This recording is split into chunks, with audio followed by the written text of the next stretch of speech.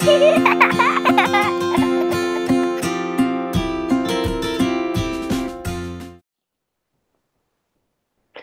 tout le monde, bienvenue sur Famille TV. Alors, je suis ravie de vous retrouver ce soir avec Séverine Guy du site pour une éducation positive qui va nous parler des enfants précoces ou enfants au potentiel. On va voir comment, avec elle, comment on les appelle pour ce soir. Voilà, les zèbres aussi. Bonsoir. Bonsoir Séverine. Bonsoir Florence. Et ben voilà, pour commencer, alors comment tu les définirais ces enfants? Parce que chaque terme a ses avantages et ses inconvénients. C'est ça, c'est difficile d'arriver à trouver un terme qui satisfasse tout le monde. Je crois qu'en fait, chaque famille trouve ses petits noms à lui pour définir son enfant. Moi, j'aime bien parler de haut potentiel parce que ça reste sur l'idée d'un potentiel qui après est exploité ou n'est pas exploité. C'est ce que je préfère, c'est le terme que j'utilise le plus fréquemment. Après, les gens parlent beaucoup de précocité. Donc, pour rejoindre un petit peu, pour que, quand je vais sur des discussions un petit peu plus précises, pour être certain que tout le monde sait de quoi je parle, j'emploie parfois le terme de précocité, mais en général, dans mes articles, j'emploie plus facilement le haut potentiel. Le mot de zèbre, je le trouve rigolo, je le trouve amusant. Après, il définit pas suffisamment à mon goût de quoi on parle. Et puis, il est vécu par certaines familles aussi comme quelque chose d'un peu péjoratif.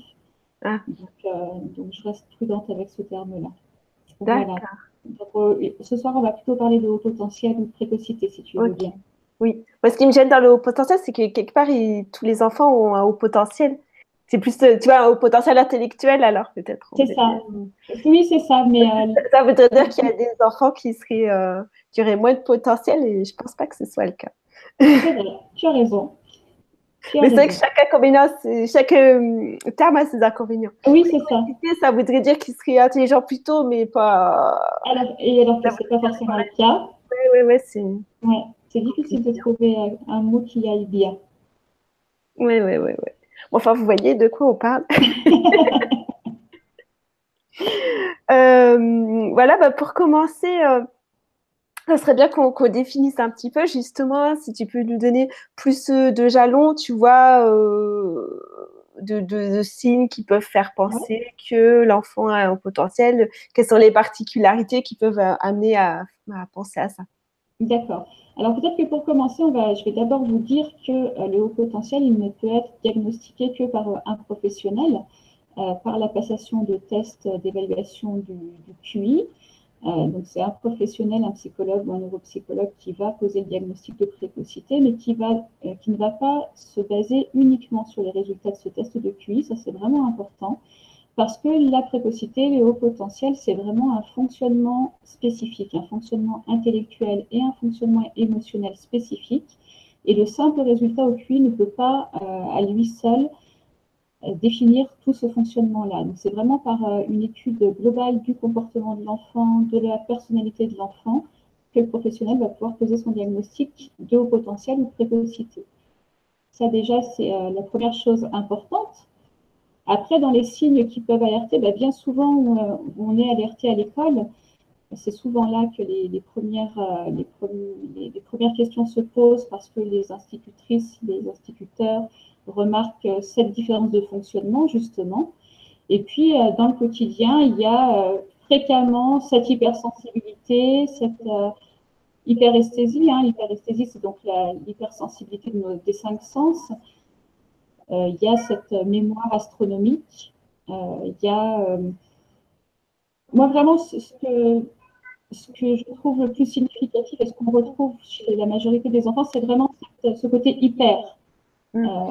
Voilà, tout est ressenti hyper. Quoi. Voilà.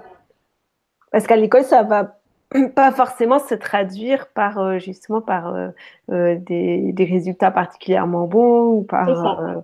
C'est ça. Alors, plus fin que ça, quoi. Voilà, certains enfants vont effectivement lire plus tôt, vont parler plus tôt ou ne pas parler plus tôt, mais faire des phrases, tout de suite faire des phrases construites. Il n'y a pas forcément une avance dans le développement. C'est vraiment ça qu'il faut retenir. Certains enfants montrent cette avance de développement et puis d'autres non. Parce que, comme pour tous les enfants à haut potentiel, les enfants précoces, c'est aussi des enfants, donc ils ont aussi leur individualité. Et même si c'est nécessaire de connaître les grandes lignes, les grandes caractéristiques qui ont été définies pour les enfants précoces, il ne faut jamais perdre de vue que notre enfant, ça reste un individu et qui ne va pas forcément suivre toutes les étapes qu'un autre enfant précoce aura suivies, quoi. Tout à fait.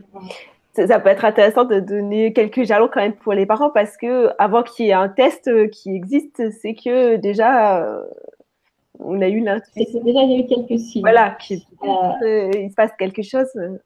D'accord. Alors au niveau de ces enfants, ce qu'on observe quand ils sont vraiment bébés, c'est des enfants qui scrutent, qui scannent, qui ont un regard comme ça, qui est très attentif. Moi, je me souviens, mon fils, j'avais l'impression qu'il me scannait vraiment. Il ne me lâchait pas des yeux, c'était assez impressionnant. Comme s'ils essayaient de décoder déjà tout ce qui se passe autour d'eux, avec un regard vraiment qui est vraiment dirigé et intéressé vers quelque chose. Donc ça, c'est vraiment un signe qu'on retrouve chez beaucoup d'enfants précoces. Ensuite, il va y avoir, voilà, donc au niveau des acquisitions, ils vont très souvent sauter des étapes. Donc par exemple, ils vont peut-être ne pas faire de quatre pattes et tout de suite commencer à marcher. Ou alors, d'autres auront fait du quatre pattes et marcheront, hein, mais dans les signes comme ça qui nous alertent un petit peu, c'est un petit peu ça. C'est ces étapes qui ne sont pas suivies. Au niveau de la parole, c'est ça, hein, c'est vraiment ces enfants qui soit parlent très tôt et de manière claire et avec un langage qui n'est pas un langage bébé, soit qu'ils vont mettre beaucoup de temps à parler, mais que le jour où ils vont parler, les phrases vont déjà être construites. Et c'est ce qui fait, ce qui est très surprenant. C'est aussi des enfants qui ont très souvent un langage élaboré. On repère souvent ces enfants-là dans leur façon de communiquer, dans leur façon de parler. Ils ont vraiment un vocabulaire qui est surprenant dans la bouche des enfants de cet âge-là. Donc ça fait partie des signes comme ça qu'on peut repérer. Et puis, je reviens à cette hypersensibilité, à cette hypersensibilisation, à cette hyperstimulation. Ils sont très sensibles aux stimulations, aux bruits, aux odeurs. C'est des enfants qui peuvent montrer du dégoût face à certaines odeurs, tellement c'est envahissant pour eux, toutes ces sensations corporelles. Donc ça, c'est aussi des petits signes comme ça, quand on remarque une hypersensibilité d'un des 5 sens, on peut se poser la question.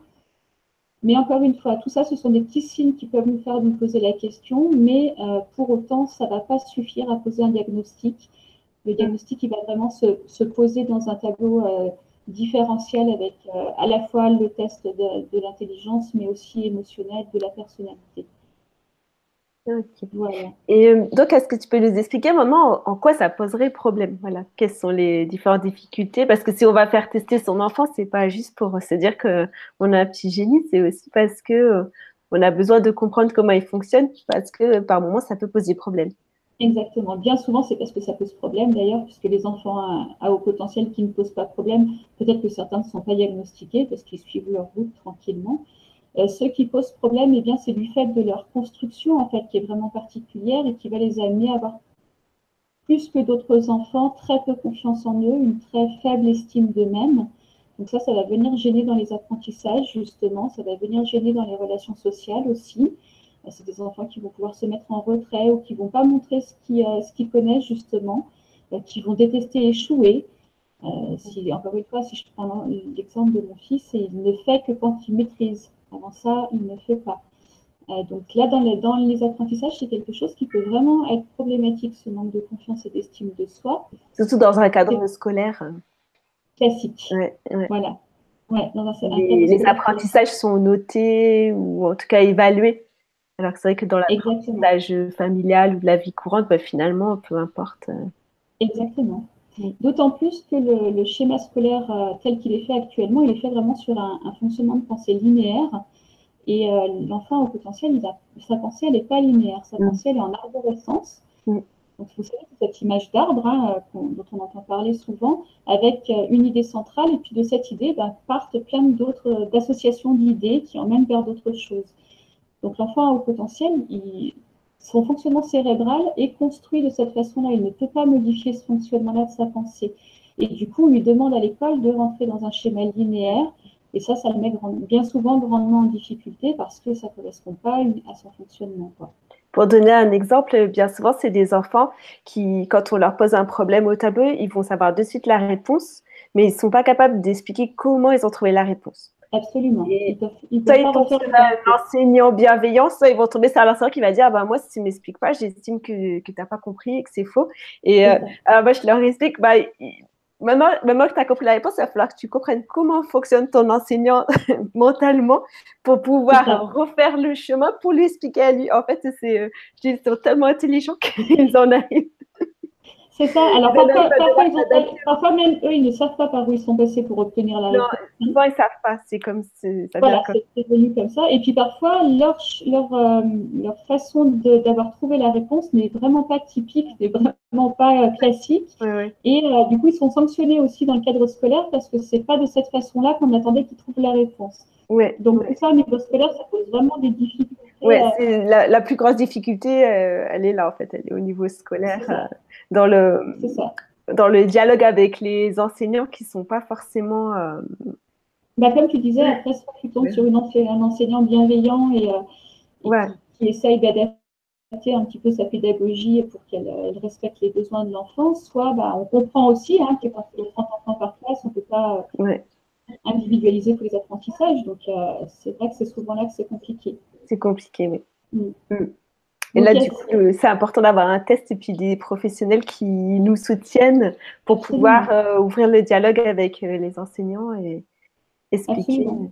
D'autant qu'il y a une circulaire pour les enfants au potentiel au niveau de l'éducation nationale, avec une circulaire qui définit justement la nécessité de mettre en place une équipe éducative avec les parents pour essayer d'adapter les apprentissages aux besoins de l'enfant. Alors, encore une fois, ça dépend de qui on a en face de nous, c'est respecté ou ça l'est pas, c'est plus ou moins le combat pour y arriver ou pas, en sachant qu'il existe des référents académiques par académie qui vont pouvoir venir nous soutenir quand le diagnostic est posé, mais que l'équipe enseignante ne nous entend pas. Quoi. Voilà, ouais. Donc, effectivement, il y a un document sur les sites de l'académie. C'est ça. Qui peut servir déjà à négocier, on va dire, Oui. à dialoguer. Mais c'est vrai qu'après, tant qu'on n'a pas de test officiel, on ne peut pas négocier plus que ça. Et... Ce qui est assez dramatique parce que ça veut dire que des enfants qui ont défini la précocité au niveau du test de QI à partir de 130, alors les psychologues et les neuropsychologues qui vraiment se tiennent à ça, parfois un enfant qui est à 129 par exemple, ne va pas être qualifié de précoce ou de haut potentiel, donc ne va pas bénéficier des aménagements, alors que son fonctionnement va quand même relever de cet ordre-là. Donc ça reste encore aussi quelque chose de compliqué, quoi. D'accord. Est-ce que tu vois d'autres difficultés? Parce que je pense que toi, tu parles aussi. Déjà dans la vie là pour le coup dans la vie quotidienne, c'est des enfants qui bien souvent ont un rapport à l'autorité qui est particulier, c'est-à-dire qu'ils ne comprennent pas. Et c'est vraiment de cet ordre-là, c'est pas de la provocation, c'est pas un trouble de l'opposition, c'est vraiment qu'ils ne conçoivent pas pourquoi les adultes auraient ce pouvoir d'autorité sur eux. Ouais. Donc ça, c'est compliqué à l'école, une fois de plus, parce que voilà, ils ne se plient pas, ils ne sont pas obéissants, entre guillemets. Et puis dans les familles, quand on reste sur un schéma d'éducation classique, eh bien, c'est beaucoup de conflits, c'est beaucoup de tensions, parce que vraiment, ça ne rentre pas dans leur schéma de pensée. Donc ça c'est une des grandes difficultés. Ouais, c'est vrai que je vois passer des parents qui ne comprennent pas dans l'autre sens pourquoi leur enfant n'obéit pas. Alors que c'est vrai, quand on connaît ces enfants-là, on se dit, mais on ne comprend pas pourquoi on cherche encore à les faire obéir. Enfin, ils sont beaucoup trop intelligents. C'est pas possible. Surtout, ça ne fonctionne pas. Ce qu'il faut surtout redire, c'est que ça ne fonctionne pas. Donc, quand il est inutile de s'épuiser à essayer de mettre en place des schémas éducatifs qui ne marchent pas. Ça ne marche pas. C'est des conflits et des tensions permanentes. Oui, tout à fait. C'est vraiment un des aspects qui revient beaucoup dans la vie quotidienne. D'autres difficultés, ça va être alors ce qu'on appelle les tempêtes émotionnelles, que moi je nuance un petit peu, c'est-à-dire qu'il y a effectivement ces émotions qui sont très intenses, qui sont ressenties de manière très intense et aussi exprimées du coup de manière très intense. Ça c'est une chose, mais il y a aussi ces tempêtes, tu sais, ces moments où ça clash, quoi, et puis tu peux pas y relier ni une colère, ni une tristesse, ni une peur, où tout d'un coup c'est la tempête, on ne sait pas tellement à quoi y relier, et qui sont plus liés justement à ce stress qui va être emmagasiné tout au long d'une journée ou d'une matinée ou d'un événement particulier. et qui va surcharger en stress le cerveau et puis le corps, hein, avec toutes les décharges d'hormones que ça suppose, et qui va avoir besoin de se décharger à un moment donné. Donc, comme c'est des enfants très sensibles aux stimulations, quand ils sont dans des environnements où il y a beaucoup de stimulation, ils sont vraiment sujets à ces crises. Et c'est quelque chose face auquel les parents sont très démunis. Ils ne savent pas ni comment l'accompagner, ni quoi mettre en place pour tenter de les éviter, quoi. Et puis on peut préciser que souvent ça va lâcher justement à la maison parce que ils vont s'autoriser à évacuer tout ce stress quand ils se sentiront en sécurité. Et C'est donc ça. ils vont tenir le coup toute la journée et puis à la maison ça va être une catastrophe. Ouais. Voilà, c'est exactement ça. Donc, si vous êtes parent d'enfants à haut potentiel et si votre enfant est plus difficile avec vous, c'est normal. Vous n'êtes pas un mauvais parent pour autant. C'est vrai pour tous les enfants, hein, mais d'autant plus pour les enfants à haut potentiel. Comme tu le dis, hein, Florence, ils ont besoin de se sentir en sécurité comme tous les mammifères. Ils ne s'exposent que dans un cadre rassurant, donc ils attendent de retrouver la personne qui est suffisamment rassurante pour eux, pour décharger tout ce qui a été compliqué, quoi. Donc c'est pour ça qu'on peut avoir un retour d'une journée qui s'est très bien passée chez une grand-mère ou même à l'école où on dit que tout va bien. Et puis arriver à la maison, ça ne va plus parce que cette accumulation de petites choses qui a été éprouvée au cours de la journée, il faut qu'elle se libère. Et on a retrouvé maman ou papa et on se libère à ce moment-là. Alors on Voilà, donc ça, profite du petit frère ou de de la c'est sœur. ça. Très pratique. C'est ça. Faut créer un conflit comme ça là en 2 minutes. C'est ça. C'est très très vite fait. Il n'y a pas besoin de beaucoup de temps. Ouais. Donc voilà, ça nous fait déjà trois, trois Ça grands en fait problèmes déjà à trois. discuter. Et il y en Ouais. a d'autres. Écoute, on parle assez fréquemment de leur manque de résistance à la frustration. Alors, c'est vrai que moi, j'ai l'habitude de dire que je ne connais pas grand monde qui aime la frustration, ni enfant, ni adulte. Il me semble que si on est un petit peu honnête avec nous-mêmes, il n'y a quand même pas grand monde qui aime être frustré. Alors, encore une fois, je pense que c'est plus complexe pour eux, plus complexe que ça pour eux, c'est-à-dire qu'ils ont vraiment besoin de sens. Ils ont vraiment besoin de comprendre le pourquoi du comment. Et si, que ce soit quand on leur donne une consigne, ou que ce soit quand on les frustre, si ils peuvent y associer du sens, alors à ce moment-là, ils peuvent vraiment très bien le vivre. Par contre, si ça déclenche un sentiment d'injustice, c'est des enfants qui sont très sensibles à l'injustice. Et si ça déclenche un sentiment d'injustice, alors à ce moment-là, effectivement, on peut avoir une crise ou on peut avoir des colères qui sont pour eux complètement légitimes, puisque l'injustice, ça génère beaucoup de colère chez eux. Donc ça, c'est aussi une autre des grandes caractéristiques, mais qui n'est pour moi pas directement liée uniquement à la frustration, mais plus vraiment au besoin de comprendre et au besoin de sens, quoi. C'est vraiment un élément qui est vital pour eux. Ah oui, quand tu parles d'injustice, ça me parle plus. Ouais, ouais, Ouais, c'est ça. besoin. Ça revient souvent, ça. Oui, oui. Il C'est faut mes que les choses amis. soient justes. Et malheureusement, la vie n'est pas toujours juste, donc c'est source de souffrance pour eux aussi, ça. Oui, complètement. Et tu en vois d'autres ou Écoute, je crois qu'on a fait le tour des plus grosses problématiques, les plus grandes. Voilà, il y a le côté autour du sommeil, mais c'est assez controversé parce que c'est pas dans toutes les familles. Il y a des enfants précoces qui dorment très bien, il y en a d'autres pour qui c'est très compliqué. c'est de tous les enfants, non? Voilà. Dans toutes les familles. C'est pour ça qu'à la fois, je pense que la précocité a une cause, les problèmes de sommeil dans le cas de la précocité a une cause spécifique qu'on ne trouve pas chez les autres Oui, enfants. oui. Mais comme tu dis, par contre, le problème en lui-même, il est vrai chez beaucoup d'enfants et dans beaucoup de familles. Ce sont par contre des enfants qui ont tendance à être plus anxieux, plus angoissés, qui ont une conscience des choses, une lucidité sur le monde très tôt, et ils n'ont pas le matériel émotionnel pour le gérer. Donc ça va générer de l'angoisse, ça va générer de l'anxiété. Donc le moment du coucher va être le reflet un petit peu de ces questionnements, de ces questions existentielles qui se posent sur le Oui. monde. Voilà, sur la mort très tôt, sur la disparition très tôt, sur l'univers, sur des choses qui effectivement peuvent donner le vertige quand on est tout petit et que bien souvent, nous-mêmes adultes, on n'a pas de réponse à leur donner. C'est vrai que je vois des parents qui sont angoissés parce qu'ils disent bah, mon enfant parle de la mort à peine à 5 C'est ans. ça, très tôt. Oui, oui, oui. Ça Donc angoisse voilà, plus, ça perturbe plus les parents, je pense. Oui, oui, parce que pour eux, c'est vraiment vécu comme quelque chose d'un questionnement naturel, comme ils se posent la question de pourquoi l'arbre il pousse, quoi. Le sens de quel sens ça peut avoir la vie. Enfin, des questions que même certains adultes se posent jamais, mais Absolument, savoir absolument, pourquoi je suis sur Terre, qu'est-ce que je fais là et où je vais c'est après, ça. des choses comme ça, oui. Ouais. Donc c'est vrai qu'en tant qu'adulte, on peut déjà trouver parfois nous que ça nous donne le vertige quand on se pose ces questions-là. Donc on peut imaginer pour un enfant comme c'est angoissant, quoi. Donc souvent le moment du coucher, c'est le moment voilà, où ces questions-là arrivent, où le cerveau est envahi de toutes ces questions-là. Et puis c'est des enfants qui, pour beaucoup, qui trouvent que dormir c'est une perte de temps et qui ont tellement de choses à découvrir et qui ont tellement de choses à faire dans leur vie que pourquoi aller dormir et pourquoi se coucher.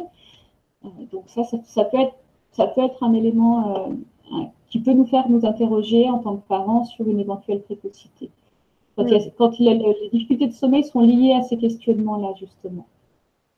D'accord. Voilà. Super.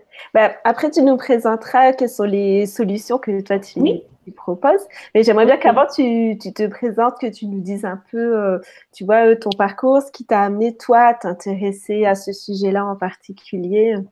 Ok. Alors moi, en fait, donc, je m'appelle Séverine Guy, tu l'as dit en introduction. Je suis éducatrice spécialisée depuis 17 ans. Et ça fait 17 ans que j'accompagne des enfants, des adolescents, des jeunes adultes qui ont tous en commun d'avoir des besoins spécifiques. Alors, ce n'était pas jusqu'à maintenant des enfants précoces, c'était plutôt du côté du handicap mental, de la déficience intellectuelle, comme mon bébé chat qui est en train de passer par là. Hop. Et voilà, j'étais dans cette dynamique d'accompagnement et de respect de la personne avec ses besoins spécifiques. Et puis, je suis devenue maman. Et puis, je me sentais très, très bien équipée, très bien outillée pour affronter ce rôle de maman, parce que quand on est éduque, on a quand même deux, trois outils quand même. Donc, j'étais très à l'aise avec ça. Et puis, en fait, ça s'est trouvé être beaucoup plus compliqué parce que très vite, j'ai rencontré des difficultés auxquelles je ne pouvais pas répondre parce que je ne savais pas d'où elles venaient. Je ne comprenais pas comment mon petit garçon fonctionnait. Ça a été un sacré parcours du combattant avant que la question de la précocité soit soulevée par une gastropédiatre d'ailleurs. Parce qu'en fait, il y a une petite zone dans le cerveau qui s'appelle l'amygdale et qui régit aussi à la fois les émotions et le système digestif. Donc moi, je consultais parce que j'étais convaincue qu'il y avait un trouble digestif pour mon fils et c'est elle, la première, qui m'a parlé de précocité de manière totalement évidente pour elle. Il avait 1 an et demi, je crois. Pour elle, c'était absolument évident. Donc, j'ai commencé à beaucoup lire sur le sujet, j'ai commencé à beaucoup m'informer, et puis sans pour autant, alors je comprenais mieux le fonctionnement, mais j'avais pas pour autant des pistes éducatives à mettre en place au quotidien. Et puis j'ai eu la chance, dans le cadre de mon travail d'éduc, de faire une formation qui s'appelait Éducation positive et bienveillance éducative. Mm. Et où là, je suis ressortie de cette formation, je ne te le cache pas, bouleversée, parce que vraiment, ça s'emboîtait parfaitement, quoi. Les besoins des enfants à haut potentiel avec les réponses de l'éducation positive, vraiment l'impression que oups, Ouais. le schéma s'emboîtait parfaitement, quoi. Donc là, j'ai commencé à me dire, chouette, je vais pouvoir mettre en place des choses de l'éducation positive, en tout cas me mettre sur ce chemin, parce que je revendique qu'on n'est jamais un parent positif, qu'on est toujours sur ce chemin-là. C'est une route qu'on prend et puis chacun avance à son rythme sur ce chemin-là. Mais C'est un but, mais c'est pas. c'est ça, c'est un objectif, mais c'est pas. Et puis c'est quelque chose qui prend du temps parce qu'on a aussi, nous, des fonctionnements à défaire dans ce chemin-là. Donc là, j'ai commencé à mettre des choses en place chez moi avec mon petit garçon, puis j'ai vu que ça marchait. J'ai vu que ça fonctionnait, j'ai vu que j'arrivais à limiter les tempêtes émotionnelles, que les conflits, les tensions par rapport à l'autorité s'apaisaient, que voilà, j'ai vu tout ce mieux-là qui arrivait. Et puis, je me suis dit que j'avais très envie de partager ça et que du coup, j'allais associer mes compétences de terrain et mes outils éducatifs que j'avais engrangés depuis 17 ans avec mon expérience de maman, avec cet enfant au potentiel, pour proposer aux familles de créer leurs propres outils. L'idée, c'est d'être vraiment dans une démarche où, sur la base d'une formation commune, chacun va pouvoir venir créer ses propres outils qui vont être respectueux de ses valeurs, de ses objectifs, parce qu'on n'a pas tous les mêmes, on n'a pas tous les mêmes valeurs familiales. Donc l'idée, c'est de, voilà, j'ai créé des bases d'outils et les familles viennent mettre leurs pattes à eux dans ces bases d'outils-là. Donc voilà comment est née la formation. j'ai mis en place. Super. Et du coup, je vais la partager, ta formation. Ouais. Et puis voilà, si tu veux nous en parler un peu plus. Déjà, je vais partager en fait le site qui s'appelle Oui, Pour une pour une éducation éducation positive. Donc là, positive. vous allez pouvoir trouver sur le lien que Florence est en train de vous partager, vous allez retrouver le blog où j'écris régulièrement des articles. Vous allez trouver une page de formation où il y a effectivement cette formation dans laquelle je vous détaille les 5 étapes pour retrouver une vie de famille calme et sereine avec son enfant à haut potentiel, parce que le haut potentiel dans une vie, c'est un tourbillon qui arrive dans notre vie. Donc, bien souvent, les tensions arrivent avec. Donc, l'idée, c'est de vous permettre de recréer une vie de famille calme et sereine. Donc, ça, c'est la formation en 5 étapes. Mais j'ai voulu que chaque module de la formation soit accessible indépendamment, de façon à ce que chacun puisse vraiment venir se saisir de ce à quoi il a besoin. Être sur chacun des quatre gros modules est détaillé et accessible indépendamment de la grosse formation. D'accord. C'est dans les formations donc, que vous pouvez ça. l'entendre. Voilà, on va trouver aussi les deux petits livres gratuits, les deux petits livrets gratuits que j'ai créés pour commencer à se mettre pour que les familles voient si ma façon d'aborder la question peut leur correspondre ou pas. Je trouve que c'est important d'avoir ces petits supports-là qui sont entièrement gratuits et qui va permettre à chacun de voir s'ils ont envie de participer à cette aventure de cette façon-là ou pas. Voilà, et puis ces formations, eh bien, elles sont évolutives, puisque je rajoute du contenu régulièrement, je les enrichis au fil de mes rencontres, au fil des conférences, au fil des lectures. Donc, voilà, une fois qu'on a acquis la formation, elle est acquise à vie et elle permet également d'avoir accès à toutes les dernières mises à jour de contenu. Et puis, elles seront bien évidemment garanties 30 jours satisfaits ou remboursés, afin que chacun puisse avoir le temps de se faire sa propre idée et de savoir si ça peut lui correspondre ou pas. D'accord. Mais de toute façon, je vais mettre après le lien en dessous. Oui, voilà, les gens pourront aller voir. Voilà, on pourra aller voir facilement. Et puis, si vous avez des questions aussi, n'hésitez pas en dessous de la vidéo pour aller plus loin, parce que c'est un vaste sujet. Oui. Oui, on pourrait en parler longtemps. Alors, je donne aussi régulièrement des conférences en ligne où j'apporte du contenu. J'ai un projet là qui est en train de se mettre en place. J'ai reçu Jean-François Laurent récemment et je vais recevoir un neuropsychologue, Fabrice Bach, la semaine prochaine et encore une autre neuropsychologue au mois de février. Donc, j'essaye aussi de diffuser de l'information gratuite à un maximum de parents qui ne peuvent pas se déplacer pour des conférences parce que ce n'est pas si simple que ça d'avoir accès aux conférences. Ah non, quand on est jeune parent, c'est pas... Et oui, et qu'on n'a pas forcément le budget, la disponibilité, Donc, la bonne ville. faire des formations. Ouais, voilà. Donc, Là, c'est intéressant. On a déjà relayé des formations en ligne, quoi, parce que c'est de suite plus accessible pour les parents. C'est ça. Et puis, les conférences, ça permet d'amener le contenu directement chez les gens. C'est des conférences qui sont 100% gratuites, qui se retrouvent sur ma chaîne YouTube gratuitement et qui permettent d'avoir déjà aussi un surplus d'informations et de commencer à s'intéresser au fonctionnement spécifique de nos enfants. Super. On relaiera tout ça. Ouais. Est-ce que, avant qu'on se laisse, est-ce qu'il y a des choses dont on a oublié de parler? Alors peut-être que ce dont on n'a pas parlé, on a parlé de la scolarité, on a parlé des difficultés de l'école. J'aimerais dire un mot sur l'instruction en famille des enfants à haut potentiel. Ça me paraît important. D'abord parce que moi, j'instruis à domicile mon petit garçon. On fait l'école à la maison. Et ça me paraît important que les gens puissent aussi imaginer cette solution-là quand le contexte scolaire est vraiment trop compliqué, quand les enfants sont en souffrance, quand on sent qu'on est face à une impasse parce qu'on l'enfant n'y arrive pas, que l'école à la maison ne soit pas vécu comme quelque chose d'un échec, mais juste d'une autre façon de percevoir l'accompagnement de l'enfant Parce que je lis pas mal en ce moment sur les réseaux sociaux, voilà, comme si c'était le dernier recours, quoi.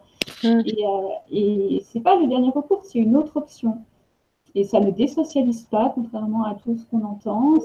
Voilà, l'instruction en famille, elle a plein d'avantages. Elle a les inconvénients de ses avantages, mais elle a aussi plein d'avantages. Il y a des grands réseaux, des grandes communautés dans les villes, dans les départements de parents qui font l'école à la maison. Donc, ne vous inquiétez pas au niveau de la socialisation.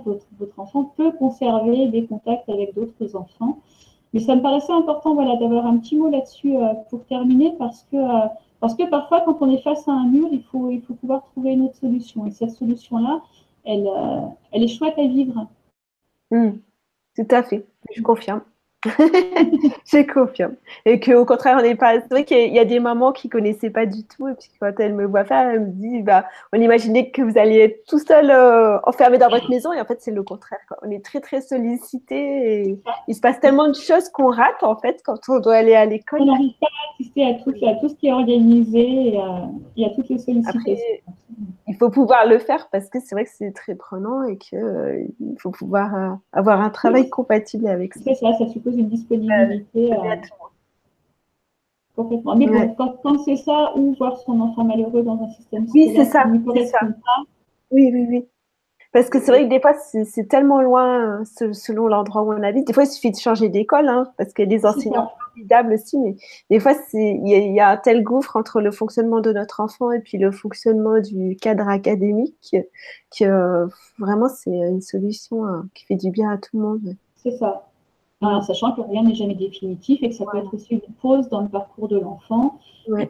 Voilà, on peut attendre le passage dans un autre collège ou une autre classe pour rescolariser si l'enfant est demandeur. Mais voilà, en tout cas que ça ne soit pas vécu comme un échec parce que ça reste pour bon nombre d'enfants à haut potentiel une solution qui leur permet de sortir de la souffrance et qui leur permet vraiment, on parlait de haut potentiel tout à l'heure, mais on disait justement que c'était un potentiel à exploiter ou pas. Oui. Et parfois, l'école à la maison, c'est le lieu dans lequel ils peuvent justement exploiter leur potentiel parce qu'on ne leur demande pas de rentrer dans un cadre. Donc voilà, en tout cas, une piste à avoir à l'esprit quand vraiment on se trouve en difficulté. Oui, c'est bien que tu l'as souligné, oui, tout à fait. Voilà, mais sinon, écoute, oui, comme tu dis, il y aurait encore beaucoup de choses à dire, mais je crois qu'on a balayé un petit peu l'essentiel. Et puis, comme tu le disais, s'il y a des questions en dessous de la vidéo, moi, je veux bien repasser par là, enfin, tu me transmettras pour venir répondre aux questions si besoin, ou vous pourrez me contacter directement sur la page de contact du site pour me poser vos questions. Oui, je laisserai ton lien de toute façon. Voilà. Si vous avez besoin d'aller un petit peu plus loin. Voilà. Merci beaucoup, Séverine. Mais merci à toi de m'avoir accueilli. C'est gentil. C'était avec plaisir. Très intéressant. Et puis, à bientôt. À bientôt. Au revoir.